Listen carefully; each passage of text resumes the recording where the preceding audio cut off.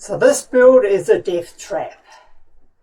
At least that's what I was told by one of the viewers in the comments. And guys, I welcome any comment, negative or positive. They all give me something to think about. They're all engagement on the channel, and everybody's entitled to their opinions. Some of them are based on obviously expert backgrounds, and some are just opinions. But everybody's entitled to them, and I welcome everybody to share them. And I certainly don't take offence to any comments made. I just like to think about them. But anyway, so that comment, yes, this build is a death trap. So I thought I'd just talk to that one a little bit.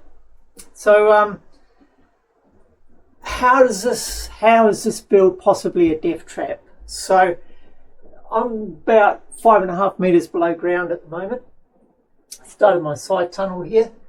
So obviously the biggest risk here is a collapse. And so I'll address that one first. Before I started this build, we got a retaining wall put in, which is the workshops built on the side of that. And when we got that retaining wall put in, and that was many years ago, we got a soil analysis done.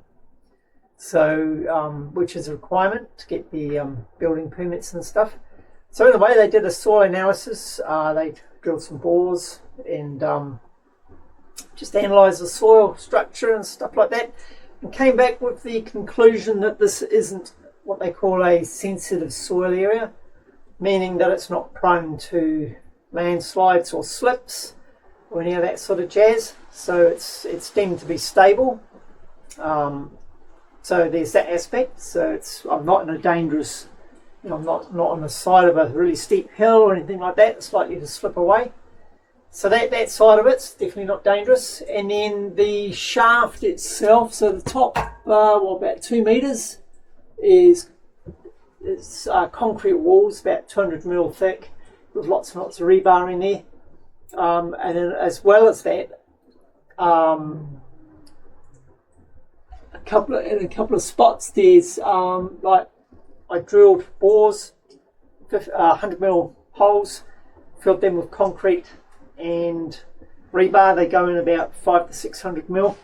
So there's 2 on each face, so 4 on each face in total in the concrete section. And then we get down to the wood. So I carried on with that concept of putting in these anchor points. This wood is 50 mil thick. The 200 by, get it right, the 200 by 50, yeah, 200 by 50s. So, and this wood is actually designed for retaining walls. So that's its purpose. It's what it's designed for. And it's only 1 meter length. So there's if you look at the center point, there's not going to be a lot of stress on any of those points. Actually, if I hit them all, you can hear that one's got concrete behind it. But the ones that don't have concrete, you can hear they sound hollow. So nothing's pushed in against them yet. There's no soil or clay moved in against these planks. But anyway, up until I get to this point, as I come down, they're offset. So how do I describe it? So you've got this one here is supporting that one, and then the next level up, that one's supporting that one. So to stop them pushing in, and then of course I've got these brackets on each corner. So that's strong as. And then I put these planks here. I bolted all the way down, 2 of those on each face, just to further hold it all together. When I get down to this section here, obviously I don't have this face because it's my tunnel. So I've made this steel frame that's screwed into each of these planks. That's from memory, that was 6 mil, 50 by 50 by 6 mil, super strong. And then going into the tunnel, for those that haven't seen, all these here are the ends of rebar. There's 20 of those, 1.7 meter long, driven into the clay. And so that's supported at this end. They're not just in the 50 mil, but I actually put an extra 25 mil batten on the back of this. So these are actually at this end supported by 75mm of wood each, and then of course they're in the clay 1.7 metres, and I'm only going to go back about 700 millimetres. So it'll actually be about 600 millimetres of rebar and 20 of those. So yeah, that'll hold the ceiling up. And then when I get a new section ceiling in, then I'm going to weld stubs onto those and drive those rebars through, so they'll be supported by the new ceiling on one end, and again, you know, well over a metre of rebar driven into the clay to support it at the other end. So I feel like the tunnel side of things, yeah, it's pretty stable. So risk of collapse, I believe very low, very, very low. What's the next danger that makes this a big death trap? Gases, I suppose, carbon monoxide, carbon dioxide buildup. So for that, I've got this pipe here.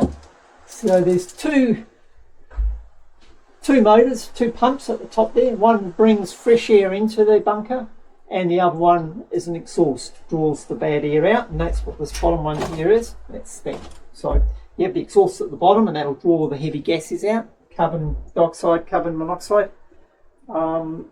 So yeah, chance of suffocating down here, very low. What other risks could there be? I could drown, I suppose.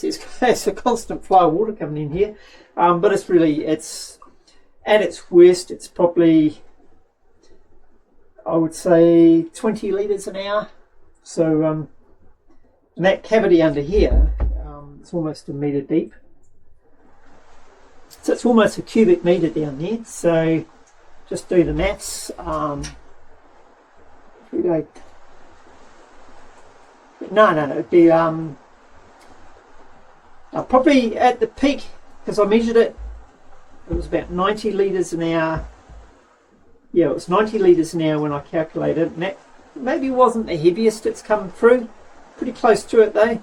So yeah, I'd say about 200 litres an hour would be, yeah, I don't think I've reached that, but if it got that bad, it would still take 5 hours to fill up this bottom piece.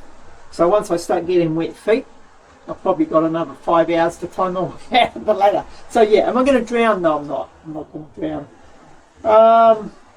What else would make it a death trap? I mean, the wiring is all done properly.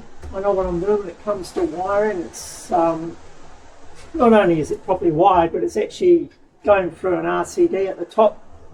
So if there was any shorting out or anything like that, I'm protected from that.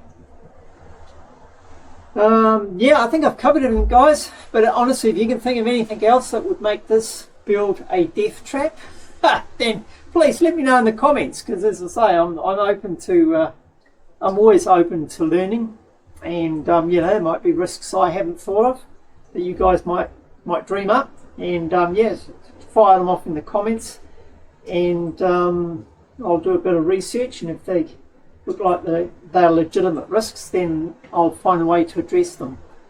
So, you know, I don't know everything. I wouldn't even pretend to begin to know everything about everything. So I'm always ready to learn. So, as I say, I know one of our viewers was a professional tunneler, which is so, you know, people like that have probably got a wealth of knowledge. So I'm sure he would speak up if he saw me doing something that was inherently dangerous in the tunnelling world. But as I say, I've always got an open mind, guys, so just keep those comments coming. Really appreciate them. And yeah, I'll try not to die down here, except from old age perhaps. So anyway, that's me done, my little rant. This is Lex out.